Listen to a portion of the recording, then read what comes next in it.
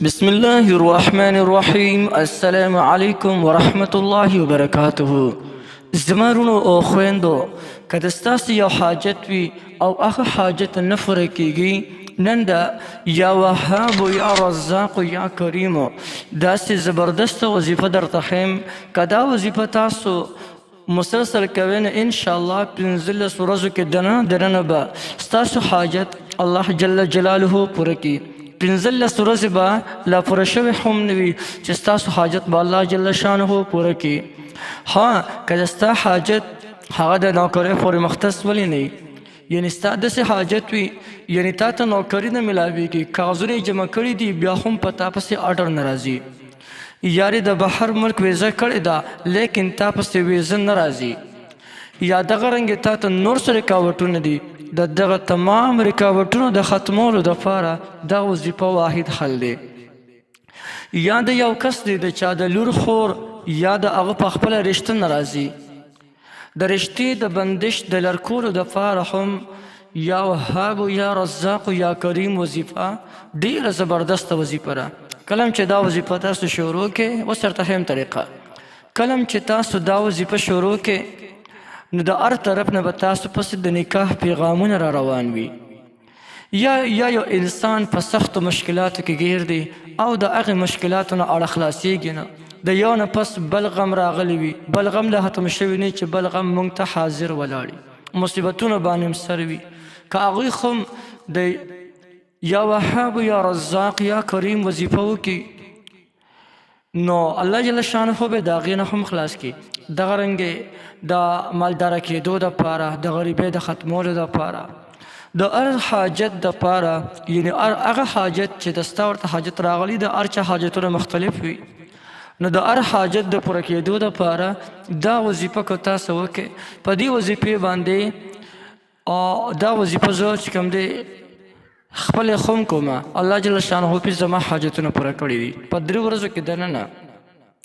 بل یو ملګري ته مې ورکړی و او د هغه کار داسې و چې هغه غیر ممکن و،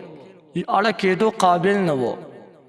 لیکن چې دا وظیفه هغوی شروع کړله، الله جل شانه یې 15 ورځو کې دننه د هغوی کار وکړل، هغه پسې آرډر راغلو د نوکرۍ دوباره. دغه رنګې د هر قسم حاجت دپاره که تاسو دا وظیفه وکړئ الله جل شانه به ستاسو تمام حاجتونه پوره کړي. راځئ د وظیفې کولو طریقه درته ښیم، ډېره زیاته اسانه طریقه ده. د دې وظیفې کولو طریقه دا ده چې د ماسخوتن لمونځ به د جمعې سره وکړئ، روزانه یادوم ښه،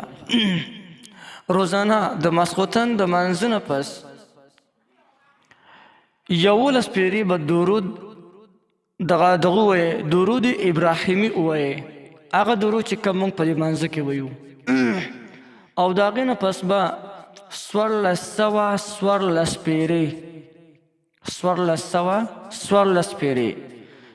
یا وهاب یا رزاق یا کریم ووایئ،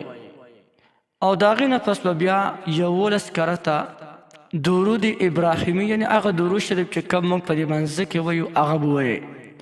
بیا به لاس اوچت کړئ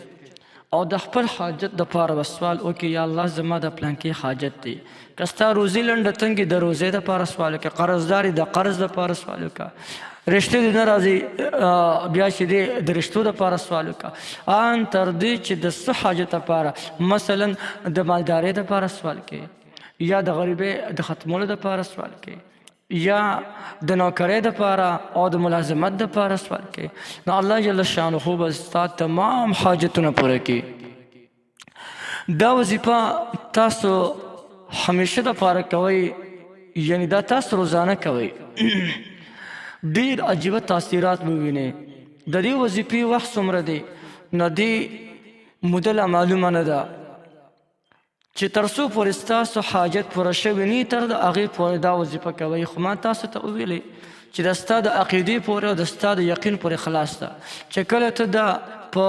چې کوم دی اخلاص سره کوې نو ممکنه ده چې ستا حاجت په 3 ورځو کې پوره شي لکه زما پوره شوی و، او چې کله د ستا یقین څومره برابر وي نو هغه نه زر به د ستا حاجت پوره کېږي، لیکن پابندۍ سره او په اخلاص سره یې کوې انشاءالله چې د 15 ورځو نه پکې زیات ټیم نه لګي. بس الله جل شانه به تا ته څه نه څه اسباب برابر کي او د ستا حاجت به الله جل شانه پوره کي. نو یو ډېره زبردسته وظیفه ده، هر سړی یې کولی شي، هر څوک د دې نه پیدا غشتلی شي.